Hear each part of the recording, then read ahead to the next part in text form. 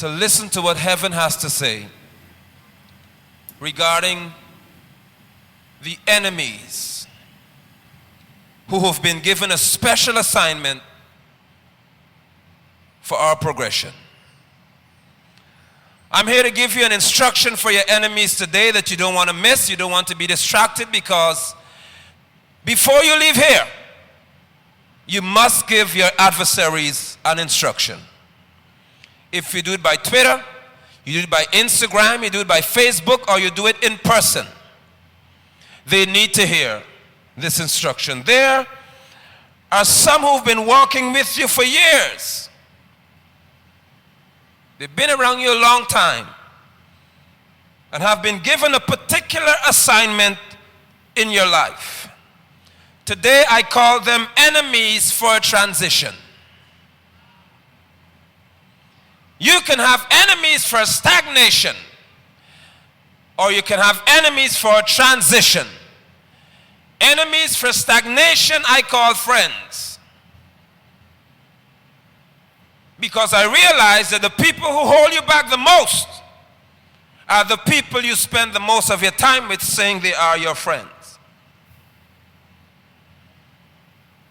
Anyone who cannot drive you to fulfilling your assignment is your enemy. For those of you who are new to church terminology, about the words purpose, you always hear preachers talk about it, and you hear preachers talk about purpose and assignment. Well, I am going to do you a favor to explain what these two mean. If I don't explain what they mean, everything I say to you has no meaning after that. Purpose, the word purpose is something that every single believer has been born to do. And that is to give God glory. Don't go praying, Jesus, what is my purpose? I just told you what it is. Your purpose on the earth is to give God glory. You don't sound as if you're convinced. So let me tell you one more time. Singing is not your purpose. Dancing is not your purpose. Your purpose for living is to give God glory. Now let's talk about your assignment. Your assignment is what you have been commissioned to do for God, which will bring glory to Him. Now you got a difference? Purpose is what everybody has to do, which is to give God glory. But your assignment is a particular thing you have to do, and it is reserved for you.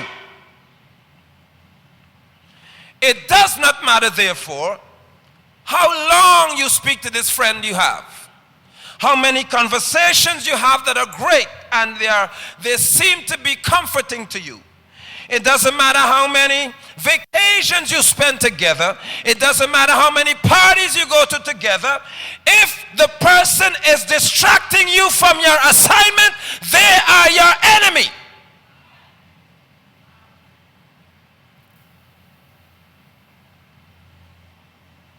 Now don't tell them, because they'll fight. Don't fight. Don't tell them anything today.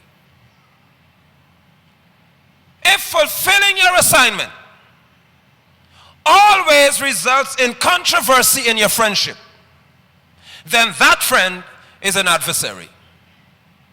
If you ever choose to do what God says you should do, and whenever you try to do it, you and this person having a problem, that's your enemy. Why does our relationship, ask yourself this question about that significant person in your life. Why does our relationship go so well? I mean, it is phenomenally well whenever I choose to deny my assignment. Why are you so good to me when I'm not doing what God said I should do? And the moment I decide to do what God says I should do, you have a problem. I believe that I've been anointed today to preach to someone, to preach you out of a relationship. It may be an engagement. It may be a business arrangement. I run the risk of saying it may even be a marriage. Now tell your neighbor now, say, don't be distracted here. Say, if you have anything to say, go to the back of the church, but don't say it to me right now. I am anointed in this hour to speak one of you, at least one of you, out of a relationship. Because you are connecting to the person out of morality and not divinity. You just feel morally obligated because she's my cousin, he's my friend, that's my girl, that's my mother, that's my father, and you have all of the moral reasons why you're connected. But it has nothing to do with God. You may say he's a nice guy. She's a nice girl, so I want to marry her. But my question to you is, how do they contribute to your assignment? Now, before we get into the heart of the matter today, regarding this message for your enemies, I must lay a secure foundation. Because if I don't do that, some of you might just drown right here in the revelation. So let me secure you right now. We have to agree on certain things before I go forward. The first thing we have to agree on is, number one, Jesus was God. Do you agree to that? Colossians chapter 2 verse 9 says, for in him dwells the fullness of the Godhead bodily. So if in him dwells the Father, Son, and Holy Ghost, who is he? Do you agree with me? By a showing of hands, if you agree that Jesus is God, put your hand up. Now, if you don't agree, keep it down. Don't lie in church. The building might just fall on you and you alone die. Secondly, let's agree then that if Jesus was God, then he knew everything. Do you agree with that? Okay.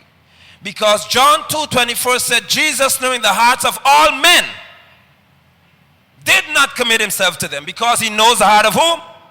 Okay, so two things we agree on. First of all, Jesus was God. Secondly, we agree that Jesus knew all things. But that's why we say he is omniscient. Omni means every, scient means knowing. Now, if Jesus was God and he knew everything, then he knew that Judas was going to betray him. Now, don't reverse in your decision. You said you believe that Jesus is God. Did you say that? Did you agree that he knew everything? So before he even chose Judas, did he know Judas was going to betray him?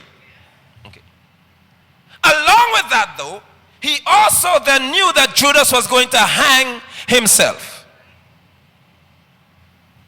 Jesus knew when Judas was going to betray him, and he also knew when Judas was going to hang himself.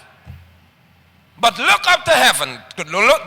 Don't even glance across anywhere. Look up and say, don't hang yourself yet. Now let's go to work. Matthew chapter 8, reading from verse 23. Matthew 8. Matthew is the first book in what we call the New Testament. Matthew chapter 8, reading from verse number 23.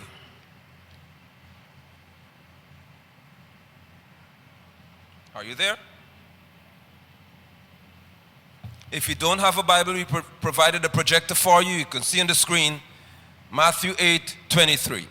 Now, when he got into a boat, his disciples followed him. And suddenly, a great tempest or storm arose on the sea, so that the boat was covered with waves, but he was asleep. Then his disciples came to him and awoke him, saying, Lord, save us, we're perishing. But he said to them, why are you so fearful, O ye of little faith? Then he, being Jesus, arose and rebuked the winds and the sea, and there was a great calm. The disciples, including Judas, were facing a major life-threatening situation here. Do you agree with me? Okay. There are some people, and I think you know of some of them, who whenever they hear they have AIDS or they have cancer or they have some sickness that leads to death, they commit suicide. If they're on a ship and it's about to sink, they would die. The Twin Towers, remember that? Some people saw the buildings and it was on fire and they jumped straight through the window. Why? Because they said, before I face a crumbling building, I'd rather take my life. Now Jesus ensured that Judas did not even have an idea to kill himself while he was in the storm. Because you can't hang yourself yet. Matthew chapter 14 now. That's Matthew chapter 14, verse number 22. Jesus compels them this time. Now the first time, he's on the boat with them. The second time, he tells them in verse 22, go into the boat, and I shall meet you on the other side. Now Judas has boarded the vessel. Jesus is not on board. Jesus goes up to the mountain to pray. Judas and 11 others are now in the middle of the sea. And the storm rose. Judas is afraid. Peter is afraid. Everybody is afraid because the water was almost covering the ship. Jesus then appears to them. How? How did he come in that case? Talk to me. How did he come? He came walking on the water because I am not on the boat, but Judas is on the boat. I can't afford for Judas to jump overboard in fear. If Judas dies before his time, I don't have anybody to betray me. So Jesus leaves the mountain and begins to walk in a supernatural manner to ensure that Judas hears the word, fear not. Because you're not going to jump overboard and die. You haven't hung yourself yet. Matthew chapter 10 now. Reading from verse 1. Verse 1 says that Jesus, and when he had called his 12 disciples to him. How many disciples did he call? Was Judas in the 12? Okay, I'll prove it to you. He gave them power. Now just say those 4 words again. He gave them power. Was Judas in the set? Say those 4 words to me one more time. He gave them. They didn't take it. They didn't ask for it. He gave them power. How many was with him? Okay. Doesn't show you're not sleeping yet. He gave them power over unclean spirits to cast them out and to heal all kinds of sickness and all kinds of disease. Now the names of the 12 are listed, and what does verse 4 say? Verse 4 gives him a special section. Simon the Canaanite and Judas Iscariot, who also betrayed him. Did your Bible say that Jesus gave them power? Did your Bible say that Judas was with the 12 who got the power? Okay. Jesus knows everything. You told me that before. Don't go back. Don't relent now. Why would Jesus, knowing that these 11 people would be on my side, but one of them would betray me, and he still empowered the one who betrayed him? Why?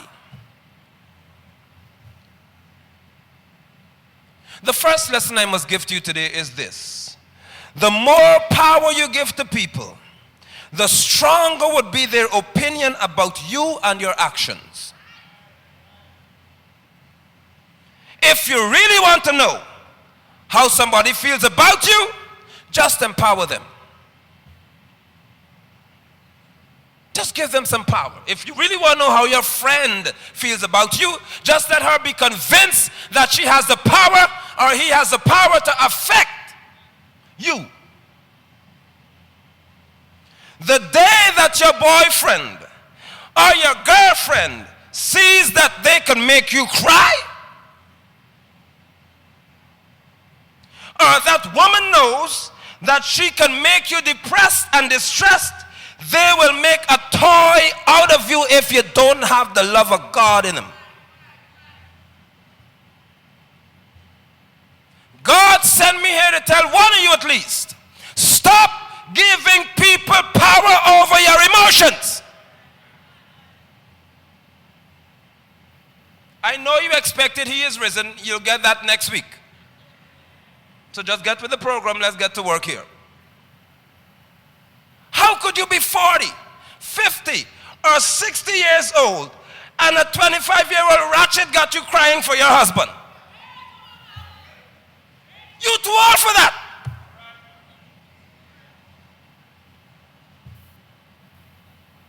You are a grown woman and a teenage girl got you driving late at night following your husband. What manner of foolishness is that? Now, you might as well lose me because there's no going back from here now.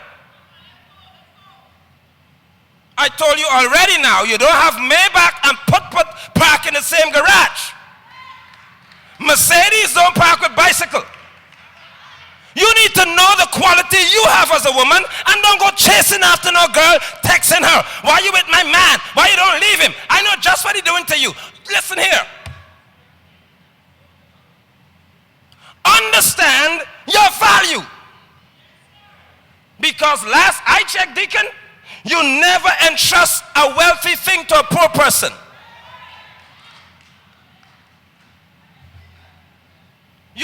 Tweet it, that's a dick.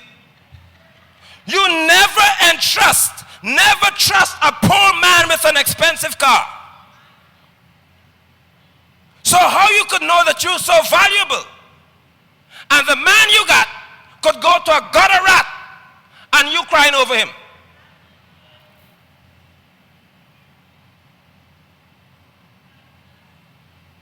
If he wants a ratchet, it's clear that he's not qualified to be in your company.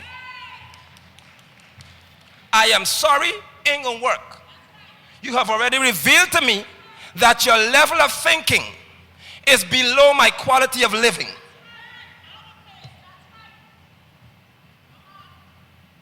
Jesus empowered Judas. Don't miss that. And the people who betray you are the ones you give the power to.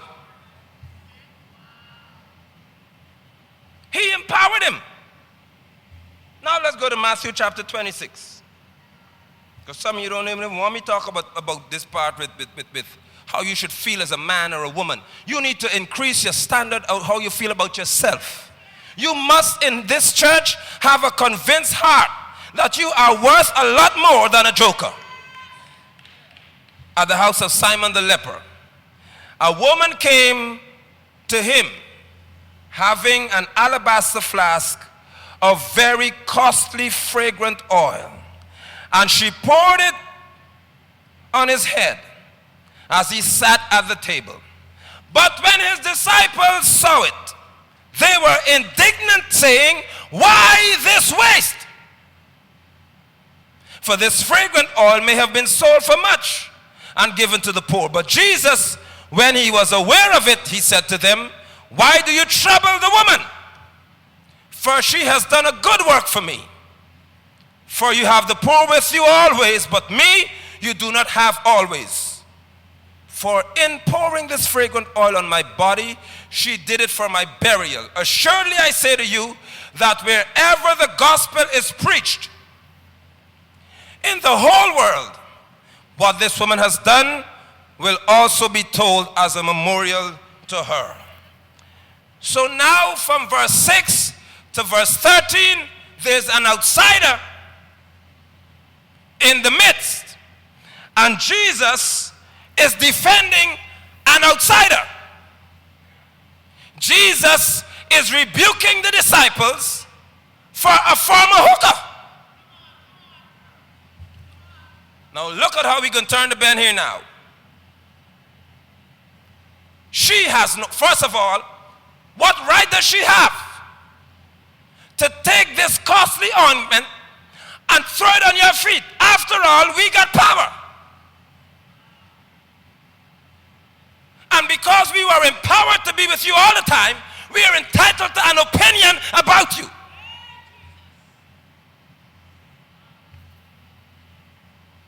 Judas was rebuked.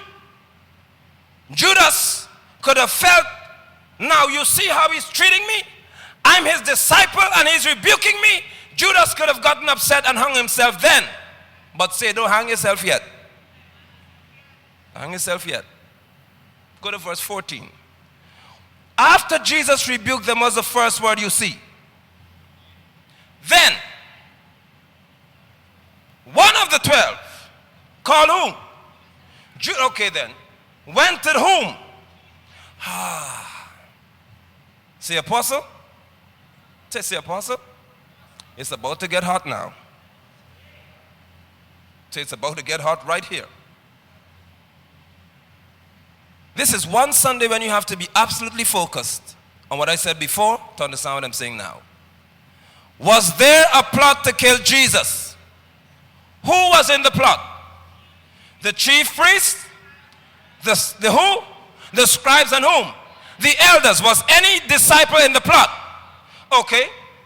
Then one of the 12, called Judas Iscariot, went to the chief priest. How do you know who wants to kill me?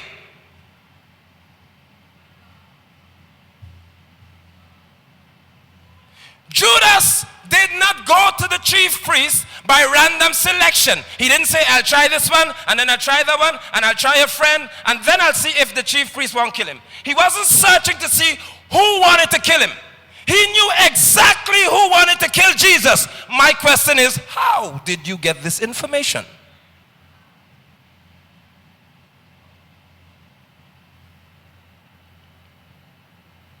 If that were not bad enough,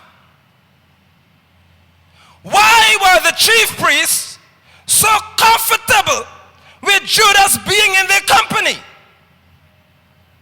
Read the book. Come focus. Read the book for me. Read it. Read verse 14. Then one of the 12, called Judas Iscariot, went to the chief priests and said, what are you willing to give me if I deliver him to you? Now, if Judas is walking with Jesus all along, why wouldn't the chief priest question his loyalty to Jesus? Just ask yourself some basic questions, then I give you a 2014 revelation. There was a plot to kill Jesus. Nothing was said that the disciples were involved in the plot. But Judas knew exactly who to go to. And when he went to them, he was welcomed with open arms. I don't care how much you have done with me in this church. I need to know how my enemies feel about you.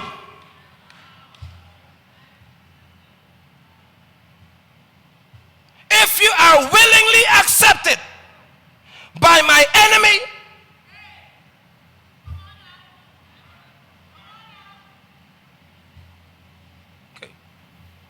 if you are willingly accepted by my enemy, you are a Judas. You don't have to say amen. That'll move me in here. If ever I have an adversary that you know about, and my adversary is your best friend, okay. But don't hang yourself yet. Don't hang yourself yet now. How in the world could you be so close to Jesus, Judas, and you are so loved by his enemies? How? What makes Judas' character so what makes his life, his character so pleasing to the chief priests that they don't want to kill him?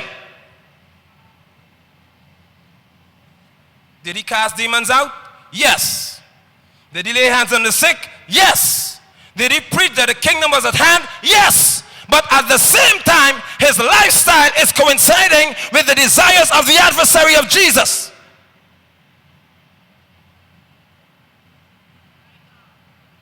Now they're at the supper. Verses 24 and 25.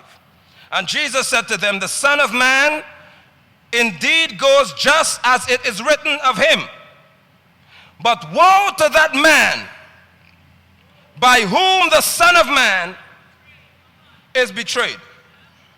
It would have been good for that man if he had not been born. Then Judas, knowing what he did before, said to Jesus, Rabbi, is it me? He didn't ask this question because he had an interest in Jesus. He asked the question because he heard of his fate. He heard that if Jesus said, you're better off not being born, your end isn't good.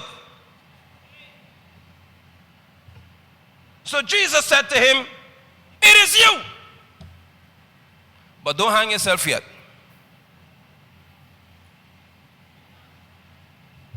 Imagine Jesus could tell Judas, you are the person I'm talking about, and Judas still can't feel so sad to go and kill himself.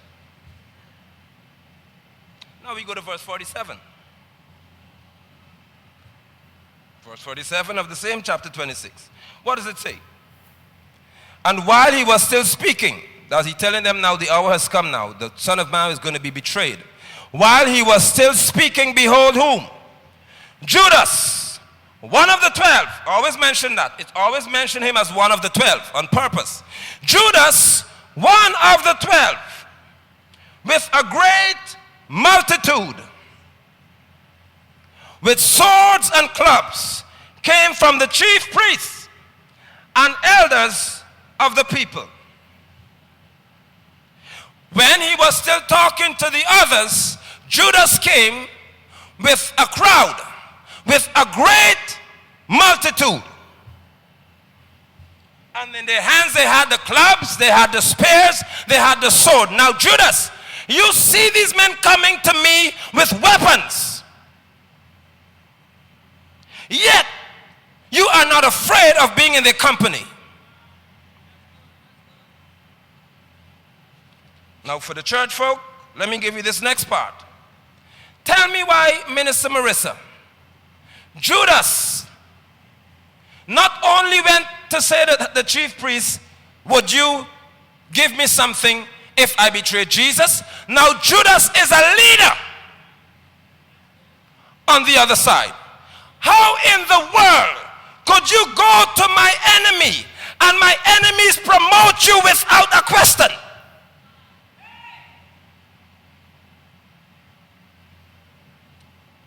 How you could hear the church around the corner hate Nigel London's guts, and when you go there knowing that you've been here, they make you a leader.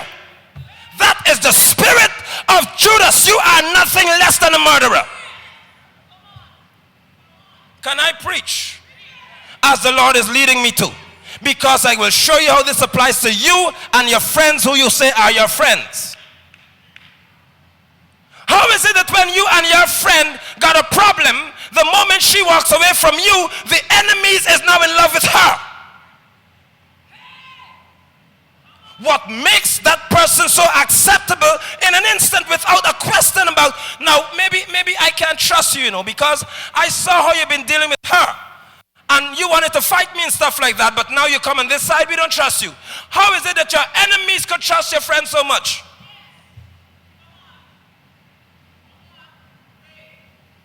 To the extent that Judas is now a leader. They didn't even wonder whether Judas was going to lead them to the wrong person. They had so much confidence in Judas.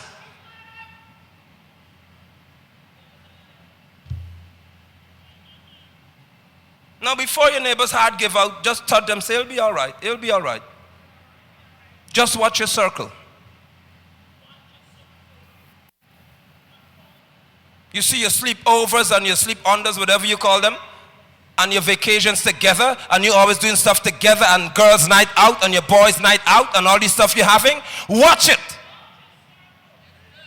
Because Judas is not too far away. He's just waiting for an opportunity for you to upset him. The Bible says that Judas kissed Jesus. In the midst of all of this, he shows affection. Because I'm here to tell you today that affections sometimes have intentions.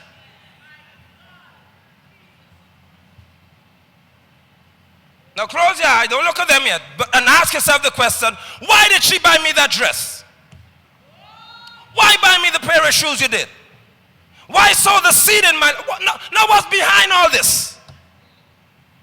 Because every act of affection is not an act that is filled with good intention. And some of you getting confused because you got one dinner with a friend, you qualify to tell him your secret.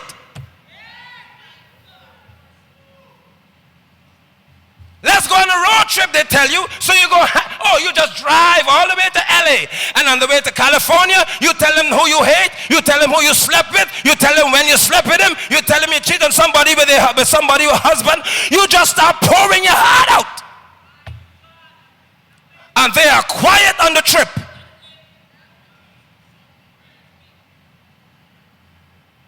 How do people know so much about you if you never told them about it yourself?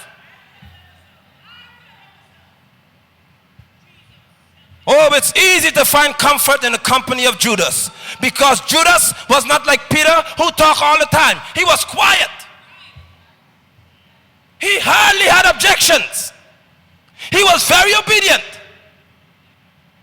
But there was something lingering in Judas. And Jesus trusted him, gave him all the power, gave him all the authority. And now Judas is a leader coming to take Jesus. Some of you have cost yourself significantly. Let me take you a little deeper here now. Some of you dress in your white. You spent your money. You call them bridesmaid and groomsmen and best whoever and little flower this and whatever else you call them, and you throwing the petals down and you walk down the aisle with Judas. And the pastor asks you, do you promise to obey him? Yes, I will, because you're just hot now. You can't wait. Yes, I promise. Yes, pastor, I will obey Judas. I'll submit to Judas. I'll be loyal to Judas until death do I part from Judas. And you curse yourself at the altar. Because Judas is anybody who's assigned to have the best of you and then kill you after that.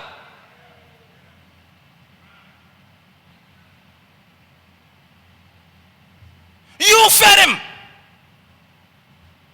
You fed her. You took care of her. You stood by her in adversity. How in the world could she not be leading the pack of adversaries against you?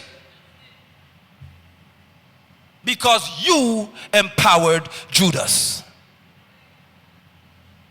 You lay on the bed with Judas on your honeymoon and you told Judas, baby, I just have to tell you all about me. I just see us having wonderful children. Judas, I will do anything for you, baby. You just have to say the word. I will stop working if you want me to stop working. I'll do anything you say. And Judas said, really? Oh, this is good news for me now. I will let you stay home and then I'll stop giving you money.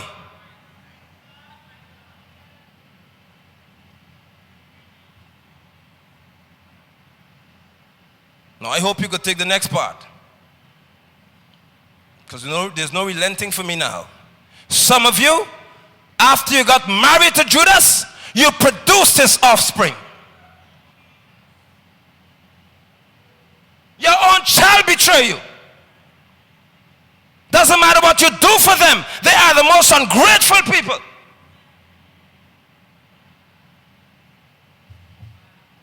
You still breathing? Do you know what it's like for you to give your everything, try your best to make and have the best for your child, and then he or she turns around and has a crowd of people against you?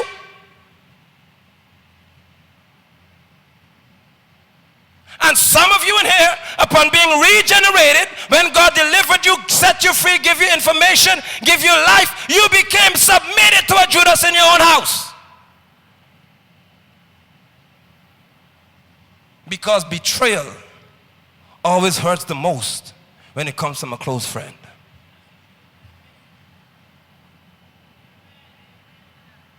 You will hear he's risen some other time.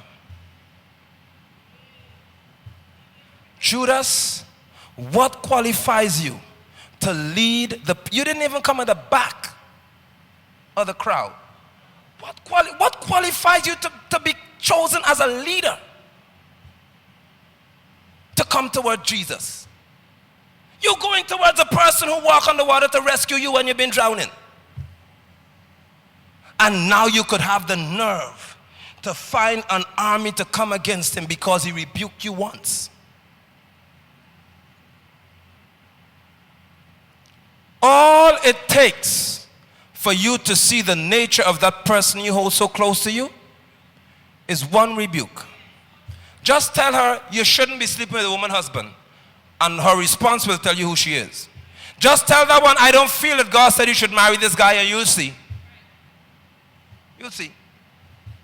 Some of you gotta stuff your mouth with cotton ball to come to the wedding, because if you dare tell her what God said, you can't be involved in the wedding, and you're just so happy to wear the dress. And have the paparazzi flash at you all day in the church that you would sit on your conscience before you tell your friend, what I see down here don't look too good for you, baby. You might as well leave this guy because he's up to no good. How in the world could he want to marry you, but he won't screw her last week? You're mighty quiet in here. He wants to marry you next month, but he's trying to sleep with a bridesmaid last week. And if she tells you the story, in her mind she's saying, I will hurt your feelings. You are no better than Judas because you letting me get married to an adulterer and wouldn't tell me who he is. Why? How you could be my best friend and not tell me what my husband is up to?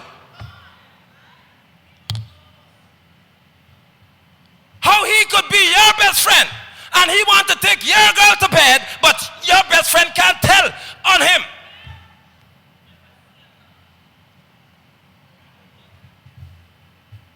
I am here for you today to ask yourself some critical questions because it cost Jesus his life.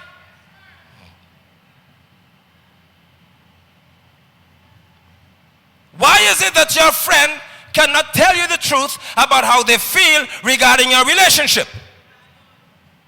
You could trust them to tell them everything else, but they dare not have an opinion about the person you want. And I could hear some of you saying, if I had listened. Now verse 50. Let me go home right here. In verse 50 of the same book, the same chapter 26, Jesus said to Judas, friend, why have you come? Jesus said to Judas, what? Jesus said to Judas, what? Did he call Judas his enemy? Now you felt all along that I was preaching about your enemies. This message is about your friend.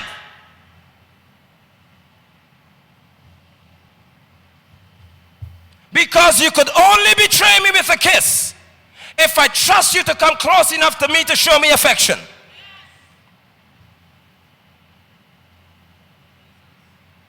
But Judas, before you hang yourself in this friendship, you have to see the promise that I made be fulfilled. Judas, before you hang yourself, you have to see that the price they paid you to get to me is enough for you to buy a field and hang yourself. Judas, if you think it going down just like that, before you hang yourself, you must see me walking the road of Golgotha. You must see what you did. No. You're not going to die just so easily, Judas. You're going to watch it happen. You're going to watch and see. You can watch and see. You will watch me go to trial. You will watch with the 30 pieces in your hand, you will see that the same information you give to my enemies is not going to be used for my progression, but for your destruction. You're not going to die, Judas. I will ensure that you live enough to see. You will live. You're dying like that. You're not dying like that. If it's your husband in here, he's not going to die. He has to live to see that God uses what he thought could crush you to make you blessed. You ain't hanging. You're not going to hang from any tree until God is finished with my assignment.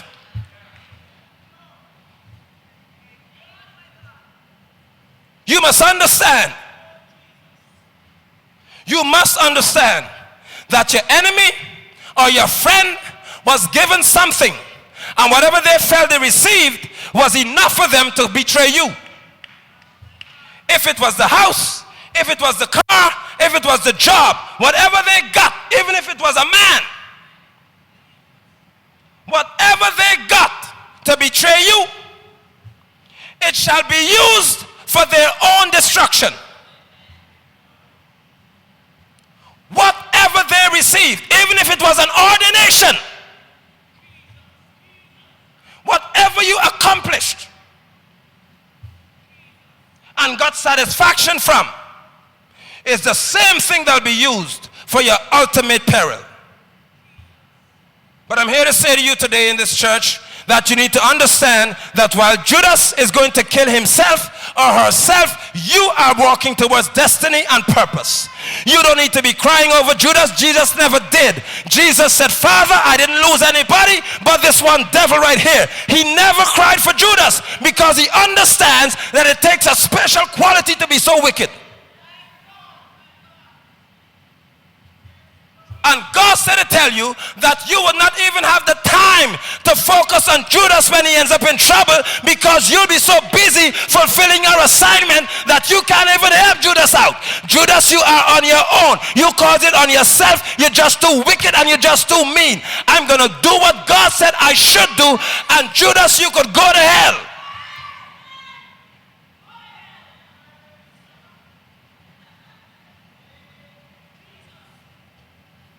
Some of you are crying over friends. You are weeping over people who have made it their ultimate ambition to see your destruction. And you're weeping over them because you had years together. I don't care how long you've been with him. You could have been with him forever. If you discover that your cousin, your friend, your mother, your son, whoever it is, has a mission to destroy you, what you doing crying for them? I don't understand the concept of love. You would leave my company, walk towards those who hate me. Then they would trust you so much for you to lead them back to me. And when you come back to me, you didn't even say sorry. You call me master and kissing me up. Then I must now cry because you decide to hang yourself. Tell your enemy, who you call your friend, don't hang yourself yet, because you still have to set me up some more. You see, you got to go and talk to the boss a little more about me. You have to go and lie some more about me, because when you lie and I get fired, that's when my business will start. See, I'm scared to start a business right now. I don't want to leave the job, but you just got to do some more to me first. The more you do it, tell your husband if he's a Judas, don't stop yet. Don't hang yourself yet. Keep doing it, baby. Keep stretching yourself and feel that you got all the power in the world. Just keep doing it. Slap me today, slap me tomorrow. Kick me down the step the next day. And just feel that you got all the power. Don't hang yourself yet. Don't hang yourself yet. I'm going to preach a radical message in here. I don't mind how you take it. God tell me say it. Some of you, I tell you, let him slap you up. Let him beat you up, man. Punch you down the stairs. Black up your eye. Because God said he hasn't taken the insurance policy out yet. He will live until he has taken a life policy out that is worth all your debts being paid off. You having a house, you having a car, and then the sucker will die.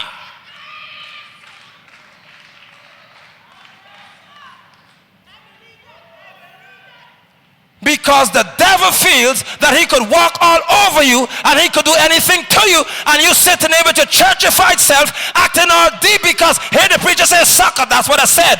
Because any man who kick you down the step, you find a word to call him. That's a decent word I call him. You could beat me up, sleep all around the place, sleep with the people in the church, sleep with people outside of the church. You could go with my sister, you are my cousin, every female who walk past you. I can't trust you with a dog. And I mustn't say you're a sucker. What you are? You describe him to me then. He come crying, telling you, I'm sorry, baby, I would never cheat on you again. And the next week he with another woman. Then he come back crying one more time, I'll never do it again. Then the next week he be somebody else. Every time he breaking your heart, and you just holding on to him. Well, tell him don't hang yourself yet. Because as long as you're still in my company, and God didn't take you out yet, it's obvious that my purpose for you hasn't been fulfilled. You just need to keep walking with me, keep going down the road with me, because it's just a matter of time. It's just a matter of time before the same people who you felt were liking you and felt you were good to be in their company, it's just a matter of time before they look at you and said, I don't want anything from you. Don't lay it to my charge. You're the one who brought him to betray him. Don't come back to him, but you're sorry. I don't care. Some of your friends will learn about your value after they encounter your enemy. That wayward daughter, wayward son who don't want to listen, leave him. After they discover what it's like on the other side, they'll have great value for you. But sometimes you're going to have to give where your address is. You have to give them where your house number is. You have to tell them what your name is, your date of birth, because you're about to visit them in prison. Some children don't get it until the cops get them. And when the cops have them, then they get a revelation that I should have listened. Where's Elder? I thank God for my father boy. He told me I would never, that's what my daddy who loved me so much told me. It hurt my heart. I will never mortgage my house to pay any lawyer to free you. If you want to follow wicked people and bad company and you get into trouble, you can forget it. Ain't no house going up and no mortgage here. On Minister Boris one night, I rode my bicycle without a light. And the cops grabbed me and took me in the police station. And of course, I'm a manager's son. I said, I saw the movies now. I'm entitled to a phone call. The police said, what phone call? You might as well be quiet in here. I am Aaron London's son. The man said, if you talk one more time. So I stood by the door and I'm watching the scene now. And my father's driving by and said, Daddy! And he heard me driving in a car. That must have been God. My father drove into the police station now. I know I'm free now. This is my father show up here. Walk up the stairs, look at me and said, what is the problem? I am so stupid now. Instead I said a cop got me for no reason. I said, I was riding my bicycle without light. Daddy said, okay, thank you very much, officer. Bye, see you later. You don't have to deal with this all the time. I'm gone. You know why he broke the law? He'll deal with it. My father refused. The next day, he went to the station. He called the guy after I got home the night. He said, you understand what I'm saying to you? Yes, I understand, Daddy. Good, now we're going to get a bicycle the next day. I never rode a bicycle again without a light. I would rather walk. What would it have been like if my father then said, why you got my son in here? He had the power to call the chief and they let me go. The head of the police precinct was my neighbor. My dad could have used his ropes and got me free. But I had to learn a lesson. And I said that to say to you, there are times when your children don't want to listen to you and they have to learn a lesson from the law. Because what I've come to learn, Mama Rosie, is sometimes for some of your sons and daughters, freedom is a cell.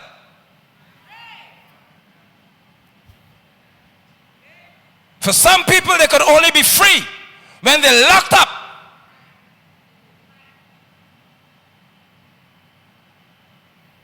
Judas, don't hang yourself yet.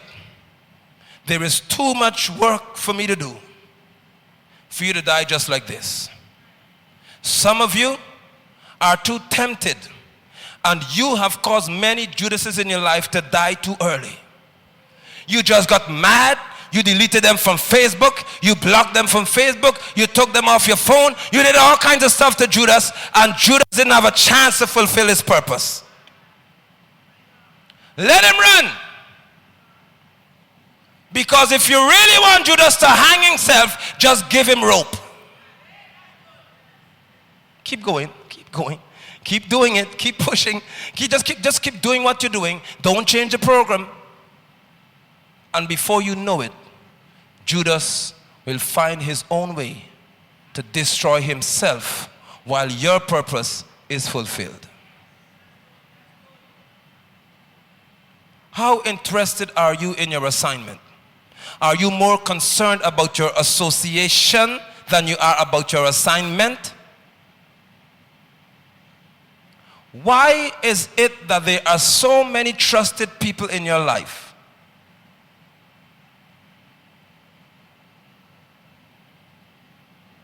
How could you trust anybody, everybody, with your deepest secrets? The next question I have to ask those of you who like to drink liquor: why some of your friends always interested in you drinking liquor first? Why every time we going out, she must be the designated driver? You just drink all you want and she'll drive. Why not flip the script and no, you drink and let me drive? Oh, but you need to understand, when people begin to take wine and begin to take the vodka and stuff, they get happy. And when they get happy, they begin to tell all they want to tell. And the designated driver just got all the information she wants, and she don't have to deal with telling her secrets because you just told all of yours. I hope this helps one of you in here today to make an assessment of that associate, that friend, that close person. Why is this person so loved by my adversaries? Why? What? How could you, I ask again, be in the company of Jesus, and after leaving the company of Jesus, Jesus' enemies love you?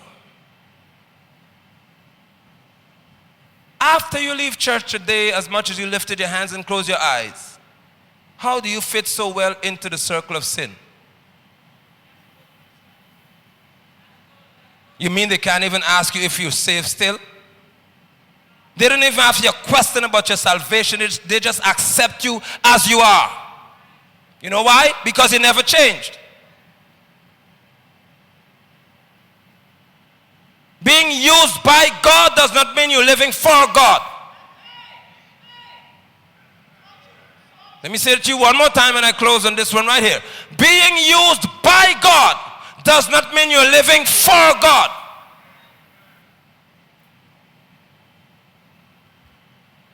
And as holy as you think you are, because when you come on Sunday, the atmosphere is like this and you just feel deep. If your life after this does not bear the fruit of righteousness, you are not living for God. Because a righteous person is a righteous person. I don't have a temporarily righteous spirit. If you're righteous, you're righteous. Jesus gave Judas the power to cast out demons, other people, but he never gave Judas the power to cast the devil out of himself. Because there's some demons that you just got to take care of. And it comes by decision. Okay. Now the house of Israel in trouble. I will give all them the power to cast the demons out of people. But when it comes to them, even Peter, Jesus said, I have prayed for you. Not that Satan can't have you, but that your faith does not fail while you encounter him. Because if you are close to Jesus, it comes to your making rational decisions that are righteous. You could never be so close to Jesus and all of your decisions lead you to hell.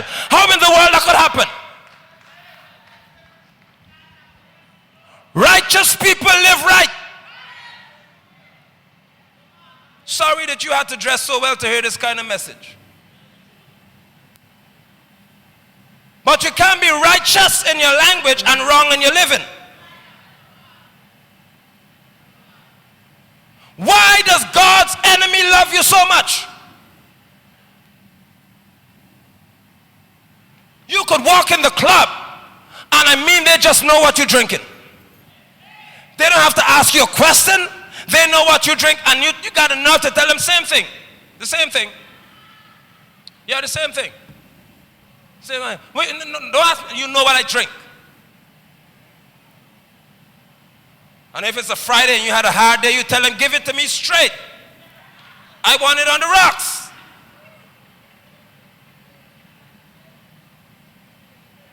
Then you drink all the coffee on Saturday night. Now you drink everything.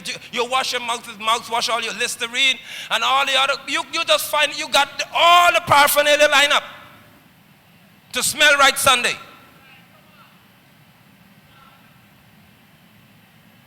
Then you show up, you close your eyes, you lift your hands, and it's all gravy because you just look right. I'm here to say to you today that there's a rope that's following you. You either choose to cut it and turn from those people who are against your Savior, or you could choose to continue walking with them and see where it leads you. God has sent me today. If it's for one, you cannot trust that person as much as you think you do. Be mindful of your invitations. Be careful of your dinner associations and dates and hangout moments. Pull back. Retract.